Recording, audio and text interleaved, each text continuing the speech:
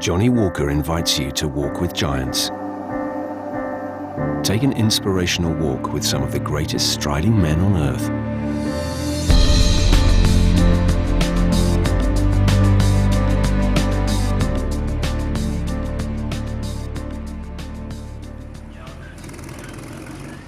Hi, I'm Lewis Hamilton, now at Rye House in Hoddesdon, where I first raced go-karts, and this is really where my life in motor racing started.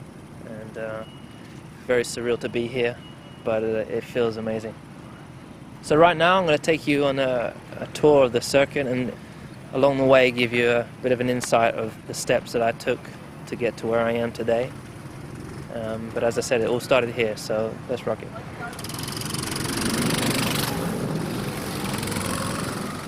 It's very surreal to me being at this track, walking along some of the lines that I raced back in those days. And I remember I was so confident. I knew how to outsmart people. I tell you, I just don't know how. It's where I destroyed everyone. I think my competitive streak has got to be in my blood. I got it from my dad. I remember we used to go to the video store on the weekends, and we'd rent a video, and on the way walking out of the video store and going back to the car park, we used to run and race each other, and he always used to beat me. He had much longer legs. I was 6, 7 years old. He used to destroy me, and I hated it.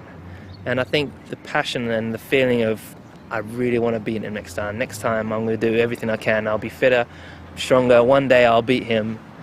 I think it kind of grew from there, and I've naturally, in every sport I've done, everything I've competed in, I've always wanted to be the best. And if I wasn't at that particular time, I would try to grow and improve and get stronger and be the best I could possibly be. I remember when I was 10 years old, I had just won the British Karting Championship. It was about my second year, and I was the youngest kid to ever won the championship. And I do remember going to this Autosport Awards. We couldn't afford for a tux for myself. I think my dad rented a tux for himself. For me, I didn't have one. We couldn't afford to go and get one. You know, my dad spent all the money on the racing, so we borrowed one from the kid that won the previous year, who happened to be the exact same size. I remember we went there, and my dad made me this little booklet, and he said, "This is for you to get people's autographs and addresses." And I was 10 years old. I had the confidence to say anything to anyone, pretty much. And I remember when I met Ron, my dad just told me that was Ron Dennis, and he owns the cars that Ayrton Senna was racing. And straight away I was like, he's the guy I need to be speaking to, because I wanted to emulate Ayrton. I wanted to be Ayrton. And the only way I'm going to do that is to tell this guy, Ron Dennis, that I'm going to be one day driving your car. I remember vividly the times when I used to come here in the very early days. I'd finish school 3:30 p.m. My dad would pick me up, and we'd rush straight from there. I'm changing out my kit to get in my driving kit so I could come here and catch as many laps as possible before it got dark. And I remember we had an old red Cavalier, which was my dad's pride and joy. You know, I'd saved up and bought this new car. But at the time we could only afford a very small trailer, so we had this little tiny box with 2 wheels on the back, and my go-kart would have to sit on top of it, and all the other stuff used to just pile in underneath. The hardest corner I think of all is this corner right here. It's where I learnt to be the latest breaker of all, and that's where I learnt how to overtake everyone like I do. I use it in Formula 1 now. That's why I'm able to overtake people, because I learnt in this corner. But it wasn't until my dad, he would find out where the latest of breakers were braking. So if the British champion at the time was braking here, my dad would make me brake down here. He would make me brake so late that I often go off, I'd spin, I'd never hit the wall, but I'd just spin off, start again, spin, start again, and he stood here and said I had to brake there, and if I didn't brake there, I'd be in trouble. When comes a time when I have kids, I want to be just like him, because he was such an incredible dad. Very, very hard and very correct, but he tried always to do what was best for me. And he was probably harder on me than any of my friends' parents were ever on them. But that's what made me so strong. You know, when the family weren't there and it was just me and my dad, there was never a moment where he was not standing by my side and watching out for me. He's my hero. Through my whole career, I was always learning. I was always that very strong character that I always wanted to learn it myself. But I think since I've been in Formula One, I think it's just learning how to deal with people, learning how to manage your life. You learn about the world, the good and bad parts. I think I already knew quite a long time ago who you can trust and who you can't trust. And you learn who you are, I think, is a little bit of every single experience you have, every little individual you meet. You learn something from them in the way they carry themselves or the way they behave. You take that in a certain way and you learn from it and you grow from it, and that's what makes you you, and that's the way of life. So there was a point in my life where I was at school, I was just doing GCSEs, or I think I was just at college, some important exams coming up.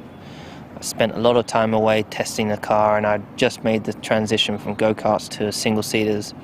And there was so much pressure from McLaren and Mercedes-Benz. There was so much pressure from my dad, so much pressure from myself, so much pressure from the school. And the fact was, it was much easier for me to generally do the driving, but for once I got to a point where it wasn't easy at all. You know, I was really struggling in the car, wasn't feeling comfortable, was crashing the car, and I got to a point where I really felt like, I remember me and my dad sat at home one point and we said, I don't know whether I'm going to be able to do this. I don't know if I can drive this car. And for a moment we just sat in silence.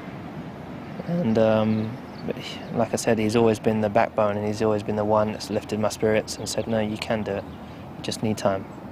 He said, just never give up. There's always a brighter day at the end of it. So just remember, you know, you just keep pushing, you keep working at it. You know, you may just keep falling, and eventually you'll conquer it and you'll be on top of it. And I did. I went and won the British Championship several months after. I very rarely get the opportunity to see go-karts. I do support a karting championship here in the UK that I used to race in. And my brother is also, you know, he loves racing himself. Unfortunately, he's disabled and he never had the opportunity I had, or the chance, and I don't think he would want to be particularly where I am, but he loves racing and he loves cars, so we try to do that stuff together. I don't particularly think that you can look at some rookies and say, yeah, that guy's got it, because I don't even know if people knew that I had it for a long, long time. I remember some man once, years ago, a father of another kart driver who was supposed to be a friend. You know, we were having a tough day and he just said to me, Lewis, you just not got it. I'm sure he's sitting at home now, regretting saying those words. Ever since I was really young, I always wanted to make a difference. I've grown up loving kids. I've got lots of young little cousins, and I've been very privileged to have traveled around the world. My family's home country, Grenada. You go there and you see the poverty and you see the way people are living. And I always wanted to do something in a positive way. So myself and my dad and my family decided to start up a foundation. You know, lots of charities have come up to me and asked me to be the ambassador and help raise money. And rather than be the ambassador for every single charity around the world, because there's millions, I'm mainly focusing on children's charities, children's hospices, hospitals. There's a lot of potential to raise a lot of money. For me, would mean the world to me if I was able to just say that I helped one individual in the world. So I can give you a bit of an insight of the feeling that I had at the beginning of 2009. We just won the World Championship, just been crowned World Champion, and I plan to be better the next year. Everything I've learned from that year, you use the good bits and you throw away the bad bits. You train harder, you learn from the training you've done, the way you've prepared yourself, the way you prepare for the races, and so you plan to be better. I am better than I was last year through maturity and all that, but unfortunately I've not been given the car to be able to go out and do the job, and it sucked basically. It wasn't a great feeling. No one likes losing, but you know, these things happen. So a Formula 1 car, it's such a beautiful beast.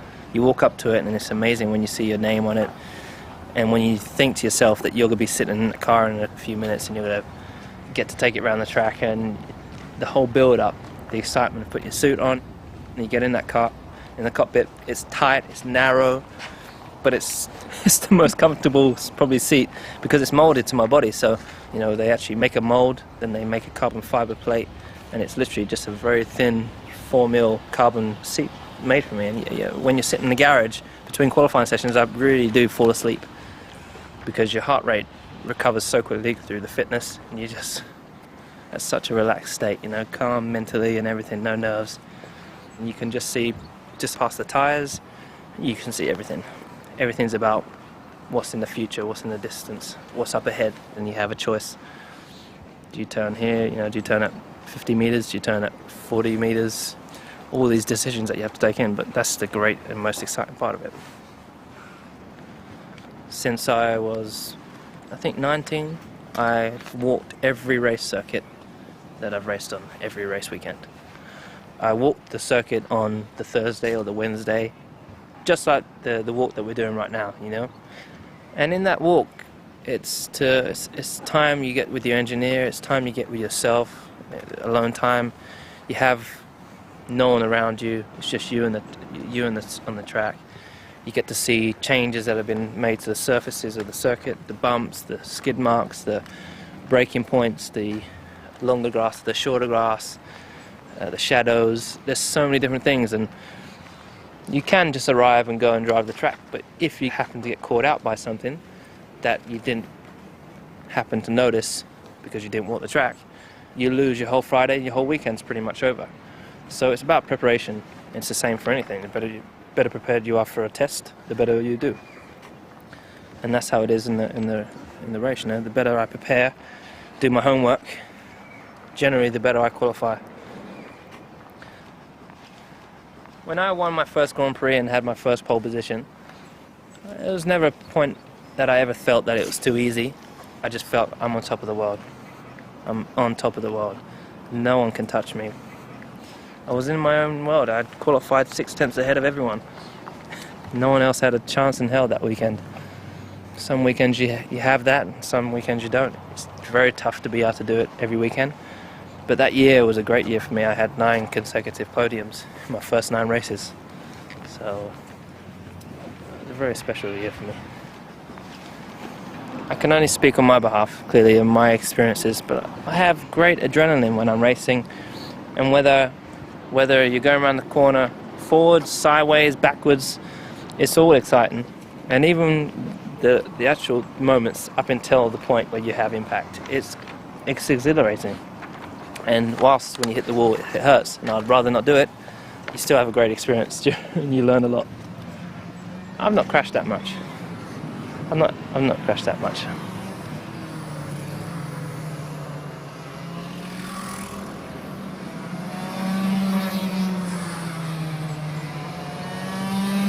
In 2008, the last race, the last few laps, and not just the last lap, the last few laps were the worst days of my life and the best days, because they took me from the beginning and back. It was like a life and death situation. My whole life flashed before my eyes. The feeling was just, it was a sickly feeling, you know. You had it for a moment, then you lost it for a moment, you had it for a moment, you lost it for a moment. Your whole world, you know, your heart just shifted. I think if I was a few years older, I probably wouldn't be able to take it. It was emotional, to say the least. And when I came across the line, I just didn't know what had happened, and it was a crazy moment. I definitely didn't blame myself for the year that I missed out. It's my first season in Formula 1. I was alongside a world champion, a double world champion, and I blew him away, and I beat him. And no one's ever come into their first year and been at the front, let alone beat a world champion, beat the mentality and the strength that he had from his experience in Formula 1 already up until that point. So I'm very proud of the whole experience, you know, leading the World Championship for most of the year. It's sickening for sure to think that we lost it the last couple of races, but there's no answer I can possibly come up with except for fate. I was leading and I needed a couple of points in the last 2 races. I barely got one. I think I got one. The worst 2 races of the whole year. One, I went off. The second one, the car stopped, and it never stopped ever on me before. So it was a growing experience and made me who I am today. I think it's not easy for me to be able to tell you how to do it. There are some basic principles, which is like, never giving up, believing in yourself, that self-confidence, that will to make it, even if it is the worst day and you're having the worst time. All I can say is, if you have a dream and you really, really want something, you got to go and get it. The best 2 that I can particularly remember, there's a race that I had in 2004. It was in Bahrain, the first Formula 3 Bahrain Grand Prix. It was just after Macau. I crashed in Macau. I had no sponsors. I didn't have McLaren. I was on my own, and I needed to go out. I had my dad's sponsor on the car, and I needed to go out and prove the world that I can drive these Formula 3 cars, and I won from last place on the grid. I drove an incredible race, and getting that win and walking up on the podium was one of the proudest moments. And I remember grabbing on the shoulder of the Crown Prince, who's a good friend now, but at the time I had no clue who he was. I didn't even realise it was him, it was royalty. You're not supposed to touch royalty. And I hit him on the shoulder. I'm like, yes! I was so excited. And that was one of the proudest moments for me. And then obviously my first podium finish and my first Grand Prix, I was so proud that I made it through the race, saw it to the end. And then he got second, but I got third. And then my first win. You'll never hear me say that I'm better than that guy or I'm kick that guy's ass or anything like that. I'd never use those phrases. Dad's always told me, do your talking on the track. And that's what I do. I don't need to say whether I'm better than this guy. It doesn't matter if you think I am or not. The fact is, I know how good I am, I know what I can do, and I know if I work hard enough, the sky's the limit. If I could have it my way, I'd have the job and the great life of being able to travel around, but then also be able to come home and live the normal life.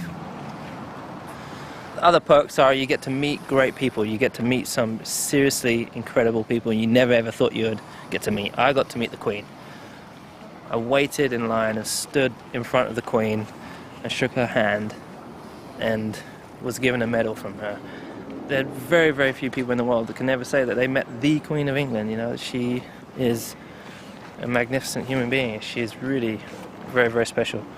Mr. Mandela, a hugely respected man around the world, done so much for Africa and for black people, and he invited me to go and visit him in a private room, and he took time with me and sat and spoke to me and my family and treated us like we were next door neighbours. It was incredible. You get to meet musicians and great stars that you've always wanted to meet, like P. Diddy and Pharrell Williams and Naomi Campbell's like my big sister. These people I grew up looking in magazines and see them, and now I'm great friends with them. But the great thing is you realise just that they are normal people, just as you are. This is the last couple of corners of the track here at Rye House, and they have modified it now, but there used to be this long straight down the back, which you brake nice and late into this right-hander, and then it's a tight right, tight left, and tight right again, and it was such a cool corner to do. There was quite a lot of time to be gained here, and it was it's all about where you position your car for the exit of the next corner and all these kind of things, and you have to really chuck the car around to get it to turn, otherwise you just understeer everywhere, and it was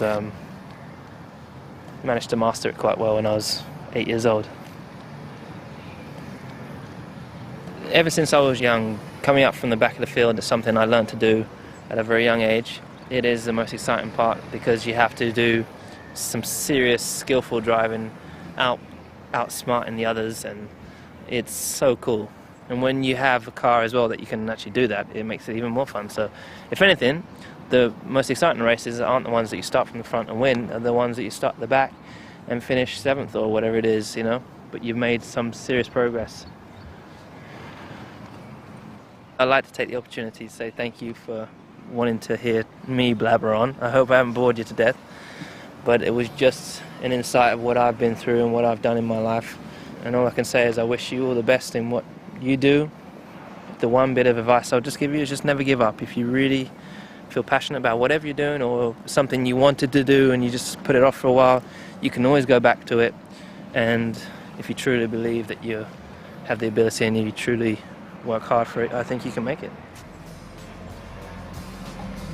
So we've now come to the finish line, and it was great walking with you. I'm going to head off home now, do some training, get some good food down me, and I hope that this has inspired you for your next steps to keep walking. Walk with other giants at johnnywalker.com.